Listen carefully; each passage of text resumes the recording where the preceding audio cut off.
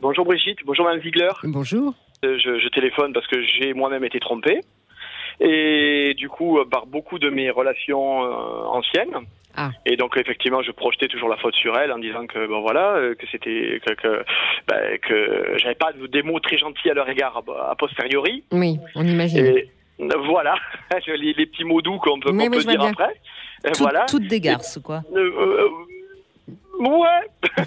Voilà, et puis jusqu'au jour où je me suis aperçu que c'était pas une malédiction et que forcément il y avait des choses à travailler chez moi. Voilà, génial.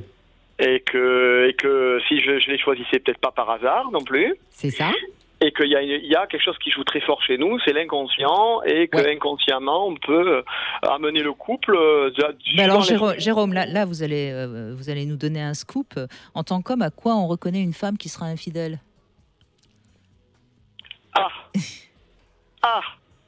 Alors du coup, comme moi j'étais dans le déni en fait, déjà elle commence à mettre de la distance par rapport à son couple. Enfin moi, comme je l'ai vécu, elle commence à mettre de la distance dans sa relation. On a beaucoup moins d'attrait à ses yeux et du coup on a beaucoup moins de, je dirais, de qualité. On se retrouve affublé de beaucoup de défauts. Et je pense que justement, elle ne voit que le côté négatif chez son homme une fois qu'elle a trouvé peut-être mieux ailleurs. C'est peut-être mon avis, je sais pas. Alors c'est peut-être parce que ce sont des femmes qui naturellement sont un peu dans le, j'allais dire la haine, mais c'est peut-être le mot était un peu fort de l'homme, que donc la colère contre l'homme. Voilà, et donc à un moment donné, au fil du temps, l'homme est déprécié à leurs yeux et elles ont besoin d'aller en chercher un autre tout nouveau qui reste encore un petit peu un peu de magie, voilà. Pour vous aider à répondre à Brigitte, parce que quand même, elle était chafouine sa question. Elle m'a déjà sonné là. Oui. Mais c'est pour ça qu'on m'aime, Jérôme. Absolument. C'est quand on se rencontre. Mais je vous aime. Bon, quand vous aurez fini tous les deux. Soyez pas jalouse, hein. Si, justement. Quand on se rencontre. Qu'on soit dans une potentielle relation amoureuse ou quelle que soit la rencontre, on sait tout les uns des autres dans les quelques premières secondes. Alors quand je dis qu'on sait tout, c'est évidemment pas la partie consciente, mais la partie inconsciente. Et donc c'est votre inconscient qui repère les femmes qui sont susceptibles d'aller voir ailleurs. Et puis je vous imagine assez fin pour les y pousser, évidemment pas consciemment. Et donc, il y a une espèce de collusion qui se fait d'emblée. Et comme vous le dites, ce qui est à modifier, j'allais dire reprogrammer, mais c'est un peu trop informatique comme métaphore, mais ce qui est à modifier chez soi, ou ce qui est à assainir, ou ce qui est à soigner, ou ce qui est à... Bref, c'est cette partie de nous inconsciente qui attend que cela se produise pour renforcer une croyance. Est-ce que vous savez quelle croyance ça renforçait chez vous ? De toute façon, je finirai toujours par être quitté. Et je ne vaux même pas la peine qu'on porte attention sur moi. Voilà. Oui, mais ce qui vous a aidé, c'est qu'à un moment donné, vous en avez eu marre de la répétition et vous avez été voir un thérapeute, j'imagine. Alors, j'étais allé voir un thérapeute parce que justement, j'ai eu l'ami avec qui je suis resté 7 ans, bizarrement, toujours. Au bout de 6 ans et demi, il y a eu une alerte, on a fait une thérapie et il y avait des choses sur lesquelles je voulais pas aller voir chez moi, malgré la thérapie. Et j'ai ma meilleure amie que j'ai citée souvent sur le plateau de Brigitte Lahaye, Carole, qui elle a été en couple depuis très très longtemps, elle a 10 ans de plus que moi, elle aime son homme par-dessus tout. Et elle a vécu l'adultère. Et du coup, à travers ces histoires d'adultère, et pourtant ils sont restés ensemble, ils ont fait un gros travail sur eux, ils sont restés ensemble, eux. Ça m'a donné un coup de pied au cul en disant que évidemment l'adultère peut aussi, à travers, on peut sauver un couple, c'est une crise majeure qui est douloureuse, mais en même temps, si vous voulez, je pense qu'on peut rebondir, tout n'est pas fini à travers un adultère. Absolument. C'est juste des informations qui nous sont envoyées par l'autre, plus ou moins maladroitement, ou plus ou moins comme il peut, pour dire que la relation telle qu'elle est aujourd'hui ne convient peut-être plus, et qu'il faut savoir remodeler, refaçonner une nouvelle relation. Rester ouvert à l'autre. Il a lu votre livre. Oui, on dirait quelqu'un qui a lu mon livre. Vous avez lu mon livre ? Je vous promets que non, mais c'est un gros travail perso parce que je n'avais tellement de casseroles au derrière, comme on peut dire, que derrière, si vous voulez, à un moment donné, j'ai beaucoup appris, quoi. Je voulais plus souffrir.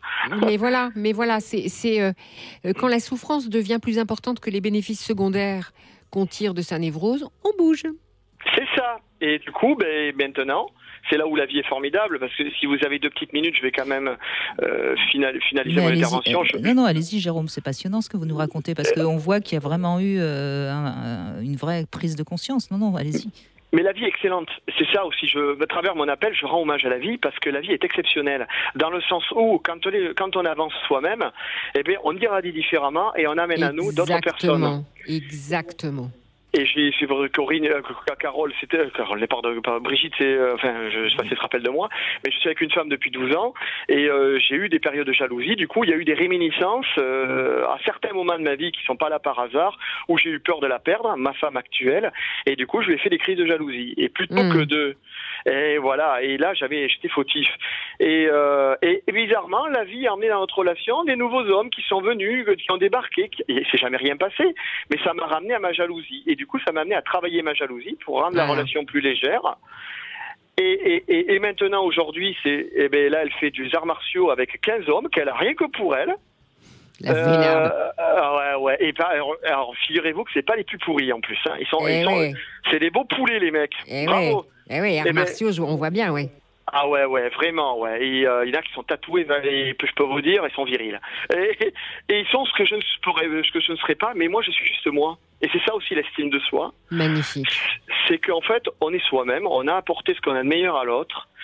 Et on peut pas se prémunir du résultat. On peut donner ce qu'on a de meilleur et on a juste une chose, l'humilité de savoir quand on a merdé dans la relation, ce qui peut arriver, et de se pardonner et de dire je ferai mieux la prochaine fois, ou j'essaierai tout au moins de faire mieux la prochaine fois. Et puis maintenant, quand elle y va, je suis serein, alors qu'il y a eu des crises de jalousie il y a quelques années. Et quand elle y va, tu t'es bien amusé. Le soir, quand elle rentre, elle s'éclate, elle s'est vraiment éclatée.